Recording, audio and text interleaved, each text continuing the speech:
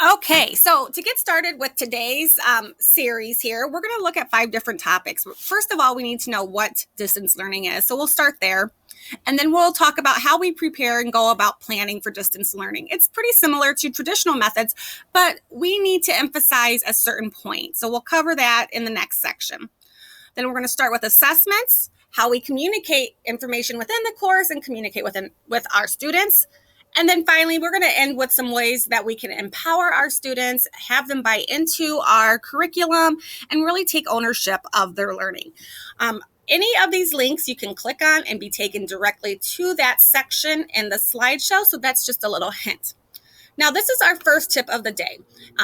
And if you're familiar with it, great. I just became familiar with it maybe a year ago or so, but it's Wakelet. And Wakelet is my new BFF. I still use bookmarks a little bit. I used to use Symbaloo, but I come across so much when I'm online that I want to save for later. Some great ideas, but I need a place to curate it and collect it. And that's where Wakelet comes in. It has really taken the market on this. The cool thing is that you can collaborate your collections with each other. You can share with each other. We use one for our leadership team to share ideas. You can also have students work and curate collections together. And so Wakelet, if I click on the link here, it will take us to wakelet.com, and I should be logged in. Yep. It gives me a nice little handy user here, handle, kind of like Twitter. And you'll see that I have different collections. Okay, these are just different collections. When I see things, I come across I find that's really cool. So what happens is you create a collection, you kind of sign up and you do your profile and whatnot. And then you can start creating collections and add stuff to it.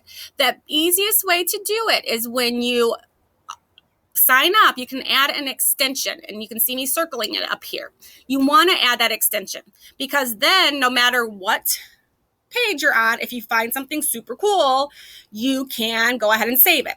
So I'm going to go to, it's saved because I search for it a lot, Ditch That Textbook. It's one of my favorite resources to use. And he was just at the South Bend Tech Conference this morning, so it was fun to watch him. He's an awesome presenter, Matt Miller, if you ever get a chance to watch him.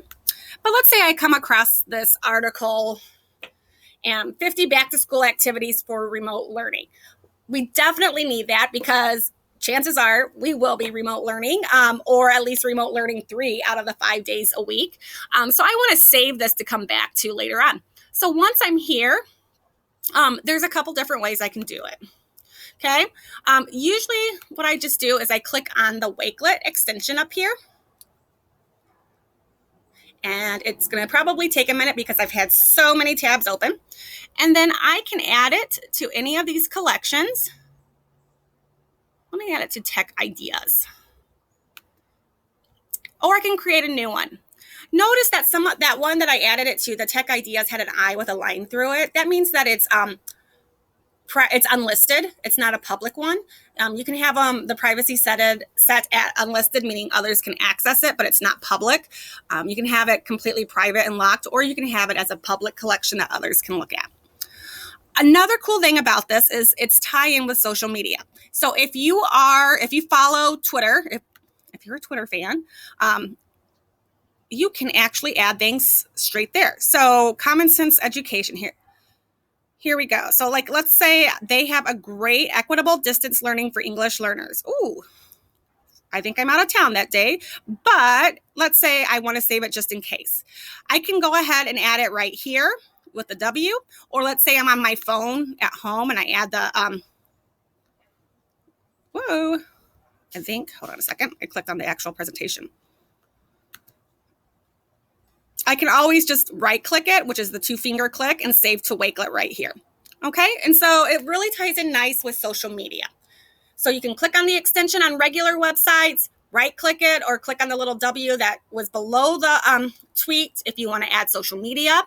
And then the other cool thing is now whenever once I install the extension, when I open my tabs, a new tab, oh my gosh, it shows me my open tabs up here, just as a reminder, but it also has all my bookmarks. And let's say I wanted to take something from my open tab. I forgot to bookmark it, but let's say I'm going to take it to active listening and following directions. I can just go ahead and click and drag too, and it will open it. Or it can just remind me that I need to go there. So I love having this. If I need to Google a search term, I use the address bar anyways. So when I open up new tabs, Wakelet is the best option for me. So if that is something that you can use, please do so. Start an account, pause before you go to the next slide. Set one up so that way when you come across tools and you come across websites today, you can go ahead and add them to your first collection in Wakelet. Okay, so go ahead, hit pause, sign up, play around, and then continue on. Just as a side note, you will see that the next slide will have a little Bitmoji that says go on to the next slide. Follow the directions if you see a Bitmoji.